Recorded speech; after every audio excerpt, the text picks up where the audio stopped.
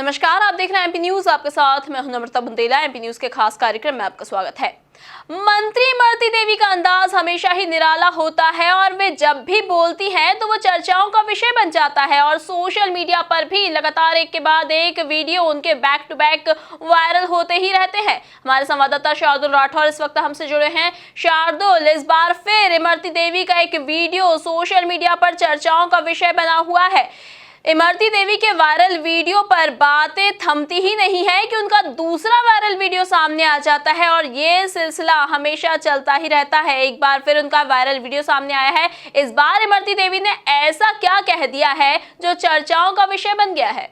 बिल्कुल नम्रता, मैं बताना चाहूँगा कि नेता जो रहते हैं वो अक्सर ऐसी बयानबाजी करते हैं जिससे वो जनता के बीच में चर्चा का विषय बना रहे और उनको पब्लिसिटी मिलती रहे।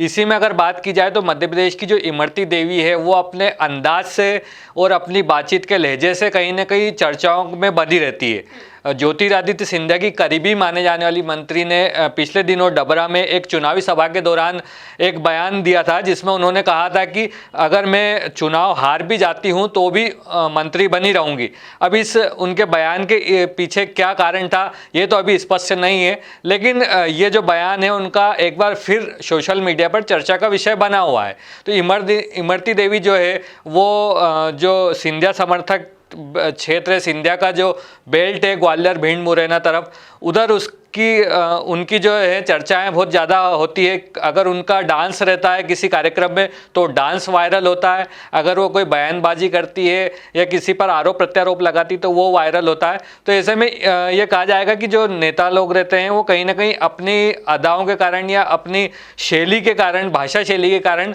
लोगों में अपनी पेट बनाने के लिए इस तरह से प्रयोग करते हैं और चुनावी दौर में इस तरह का जो प्रयोग रहता है उनका वो काफ़ी चर्चाओं में रहता है, जिससे जो पब्लिसिटी है चुनाव में वो उनको मिल पाती है। जी बिल्कुल शार्दुल, जैसा कि आपने कहा कि जो नेता लोग होते हैं वो हमेशा अपनी भाषा शैली को लेकर चर्चाओं में बने रहते हैं और शायद वो ये सब जानबूझकर करते हैं कि वो पब्लिक के बीच में चर्चाओं का विषय बने रहें। लेकिन शार्दुल, इसके आगे ये सवाल भी आता है कि क्या वाकई में चर्चाओं का विषय बने रहना और किसी भी तरह से चर्चाओं का विषय बने रहना नेताओं को चुनाव में कितना फायदा और कितना नुकसान दिलाता है? बिल्कुल, ये जो इमरती देवी का बयान आया था इसमें उन्होंने ये भी कहा था कि जो मुख्यमंत्री हैं बीजेपी के शिवराज सिंह चौहान और ज्योतिरादित्य सिंधिया, उन्होंने पिछले दिनों उनसे ये भी कहा है कि अगर वो सबसे ज़्यादा वोटों से जीतती है तो उनको उप मुख्यमंत्री यानी डिप्टी सीएम बनाया जा सकता है। तो जो चुनावी सभा में इस तरह की बयानबाजी करके वो क्या जनता से वोटों की अपील कर रही है और जनता से अधिक वोटों से जिताने की बात कह रही है। अब बात की जाए बयानबाजी की तो मध्य प्रदेश की राजनीति में हमने देखा, पिछली बार भी जब दिग्विजय सिंह राजनीति में सक्रिय थे तो उनकी बयानबाजी भी काफ़ी चर्चा का विषय रहती थी।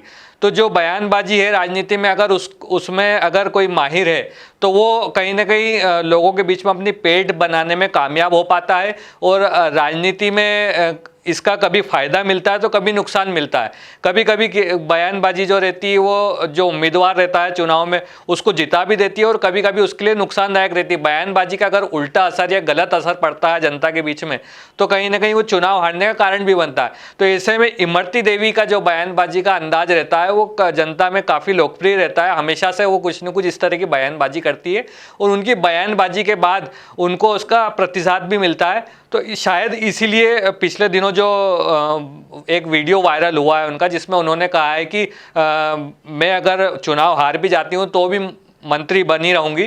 तो ऐसे जो वीडियो हैं वो वायरल होते हैं और जनता के बीच में चर्चा का विषय बने रहते हैं और उसके बाद जब चुनाव के परिणाम आते हैं तो कहीं ना कहीं उसका शायद फ़ायदा उनको मिलता है। जी बिल्कुल, तो पब्लिक के बीच में हमेशा चर्चाओं का विषय बने रहने के लिए नेता कुछ ना कुछ हमेशा करते ही रहते हैं और खास तौर से ये अंदाज नेताओं का जब देखा जाता है जब चुनाव करीब होते हैं, क्योंकि चुनाव के समय पब्लिक के दिमाग में फिट बैठना ही नेताओं का काम होता है। उनके बीच में अपनी मौजूदगी दर्ज कराना खास तौर से यही काम इस वक्त नेताओं का होता है और ये उनके लिए बहुत जरूरी भी होता है। अब देखने वाली बात होगी कि इन वायरल वीडियोस का फायदा नेताओं को आखिर चुनाव में कितना मिल पाता है। ताजा तरीन खबरों के लिए आप बने रहिए हमारे साथ, देखते रहिए एमपी न्यूज। नमस्कार।